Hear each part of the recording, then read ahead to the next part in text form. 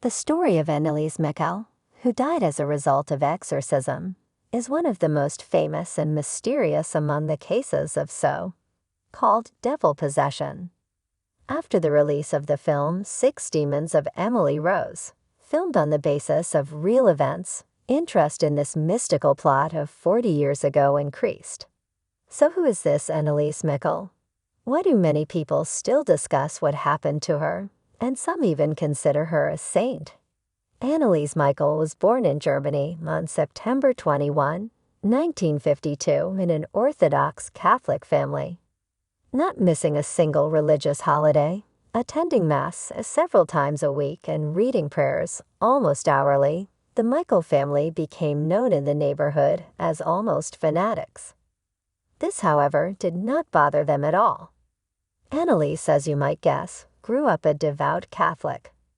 The girl voluntarily slept on the cold floor in winter in order to atone for her mother's sins. The fact is that 4 years before her birth, Anna, not yet married, gave birth to a daughter, which became a real shame for the family. After 8 years, the baby died, and it was such a shock for her sister that she decided to beg forgiveness from God at all costs. To do this, she believed, it was necessary to systematically punish herself. Repenting for the sins of her parent, the girl, kneeling, read rosary prayers, and then fell asleep right on the floor. Of course, the world knows a lot of such cases, but who wants to understand the religious oddities of an ordinary family if they do not interfere with the rest? So it was with the Michel's family. Until 1968, when 16-year-old Anneliese, catching a cold after sleeping on a cold floor, got into a sanatorium for tuberculosis patients, where it all began. There the girl began to pray even more fiercely and shared her plans for the future with other patients. She wanted to become a missionary and teach the children of underdeveloped countries the law of God. And then something happened that became the starting point of the whole mystical story. Anneliese had a seizure during which she bit her tongue. By the way, the girl was cured of tuberculosis. They gave up on the attack and let her go home. Since then, everything has gone awry, and Anneliese's health has deteriorated dramatically. Because of this, she barely graduated from school, but still went to university to study as a teacher. The desire to teach children the basics of the Christian religion was very strong. At the same time, with each passing month, Michel was getting worse. First there were problems with speech, and then it became difficult for the girl to walk. The reasons for this were not clear to anyone. In 1969, a second attack occurred. One night, Anneliese's body suddenly became rigid. She was paralyzed, and she could not say a word.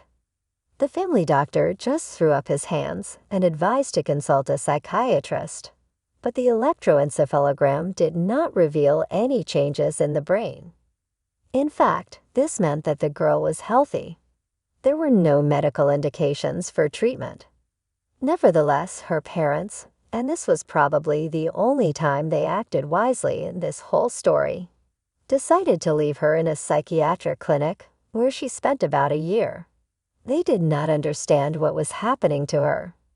In 1970, a third attack occurred, after which Anneliese was diagnosed with epilepsy and prescribed strong drugs, which nevertheless did not help. All this was done in circumvention of the law, because repeated EEGs again revealed nothing suspicious, which means that Michel was actually healthy. After some time spent in the hospital, Anneliese, at first glance, became easier. The doctors thought that the attacks would not happen again and let her go home, strictly ordering her not to quit taking medications. The girl tried to lead a life like everyone else. She studied diligently at university, attended church and prayed. Soon she began to hallucinate, and she began to hear voices that claimed that she was cursed and would burn in hell. According to the girl, she saw the devil's face on the walls, floor, and ceiling, and sometimes in the place of the mother's face. This lasted for about 3 years, as a result of which, in 1973, Michel was again admitted to a psychiatric clinic at the insistence of doctors, where she was diagnosed with severe depression. Anneliese, in turn, became increasingly disillusioned with medicine since there was no improvement from taking medications. Doctors gradually increased the dosage of drugs, not understanding what was happening to their patient. But the girl herself seemed to be perfectly aware of everything. She explained her condition by saying that, most likely, she was possessed by the devil. Otherwise, how to interpret the fact that she was getting worse every day, despite strong antidepressants, and mysterious visions appeared more and more often. Furthermore, an Orthodox Catholic, she began to avoid crucifixions in every possible way. The diagnosis, if of course, so to speak, possessed by the devil, was first made to Anneliese by a family friend, Thea Hain, who accompanied her on a pilgrimage. The woman noticed that the girl could not bring herself to touch the cross, was afraid to look at the icons, refused to drink from the sacred spring, and she also smelled bad. Hain advised her friends to visit a priest together with her daughter so that he would exorcise the demon, which, in her opinion, was definitely sitting in the girl. However, none of the ministers of the church agreed to conduct such a ceremony. They all recommended continuing treatment, because they were not quite sure about Anneliese's obsession. Besides, it was necessary to get the bishop's permission for the exorcism, and they did not want to bother His Holiness about such a trifle. Meanwhile, Michel's behavior during seizures, and they happened more and more often, became more and more strange. If before she had only heard voices and seen images of the devil, now she tore off her clothes, ate coal, spiders, flies, and drank her own urine. It was impossible to stop her at such moments. She seemed to be possessed by some powerful force beyond external control. At the same time, if you do not take seizures into account, Anneliese was no different from the rest. In 1973, she successfully graduated from university, and her fellow students later described her as ordinary but extremely pious. The next stage of the disease was seizures, during which Michel began to speak in different languages and even in different voices, as well as calling himself Adolf Hitler, Cain, Judas, and Lucifer. She screamed, insulted family members, attacked them. One day she killed a bird by biting off its head, and another time she sat under the table for 2 days and barked, imitating a dog. It is impossible, with all this, not to ask a lot of questions.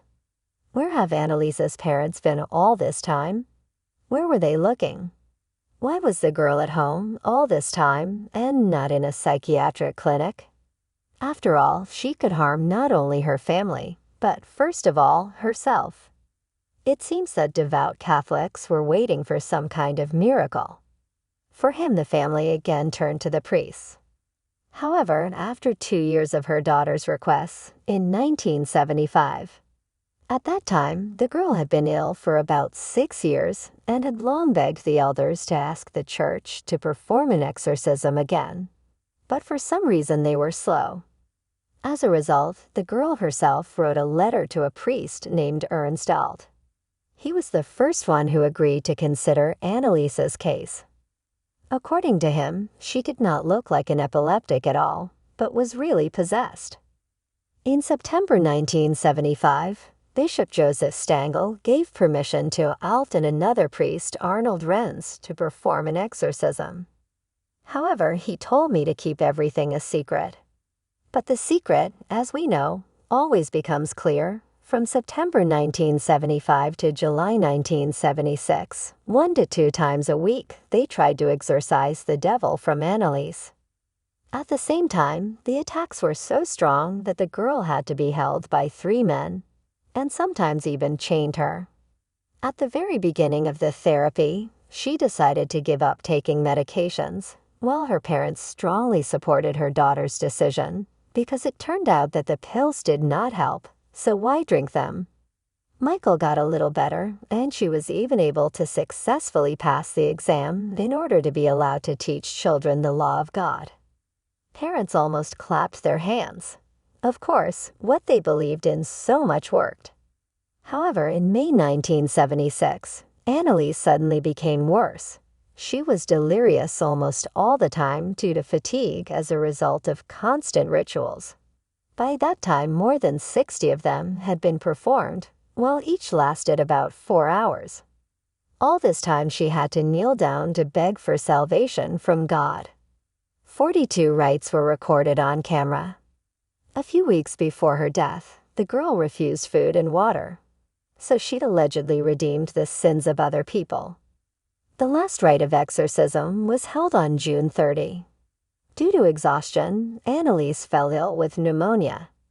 Exhausted with a high fever, she was unable to perform the actions required of her priests. In the video, which was later broadcast in court, it is clear that her parents help her kneel, holding her by the arms. The next day, July 1, 1976, Anneliese Michel died in her sleep. The autopsy report stated that the girl died as a result of exhaustion. At the time of death, she weighed only 30 kilograms and dehydration. By the way, Anneliese's knee ligaments were torn as a result of about 600 kneeling. Anneliese's death caused a wide resonance in Germany. People did not understand how such things could happen in the modern world. After the investigation, the prosecutor general stated that the girl's death could have been prevented even 10 days before the tragedy if her parents had forced her to take medication again. The charge was brought against Ernst Alt, Arnold Renz, as well as both parents under the article manslaughter, because during the last 10 months of the girl's life, no doctor watched her. The defense broadcast recordings of the rites to prove that Anneliese was really possessed, and also stressed that the German Constitution guarantees freedom of religion, which means that no one forbade exorcism. The trump cards of the accusation were the testimony of doctors who had previously treated the girl, saying that she was not possessed, but suffered from psychiatric problems aggravated by epilepsy and religious hysteria. In the end, the defendants were found guilty of manslaughter as a result of negligence and were sentenced to 6 months in prison on probation with a probation period of 3 years. More than 40 years have passed since then, but the story of Anneliese Michel still haunts fans of mysticism. Hollywood, of course, did not stay away. In 2005, the horror film 6 Demons of Emily Rose was made based on the story. And a year later, the film Requiem was released in German, which is also based on the story of the exorcism of demons from Anneliese Michel. The girl's mother was against making films, and in one interview she said that she did not regret what had happened. Anna Michel sincerely believed that numerous exorcisms were necessary, and Anneliese died atoning for the sins of others. By the way, even a small group of Catholics venerate the girl as an unofficial saint, and her grave is a place of pilgrimage. The many questions that this mysterious story raises do not give an opportunity to unequivocally answer what really caused the death of Michel. So which side to take? Doctors, priests, or fans of paranormal phenomena is a personal choice of everyone.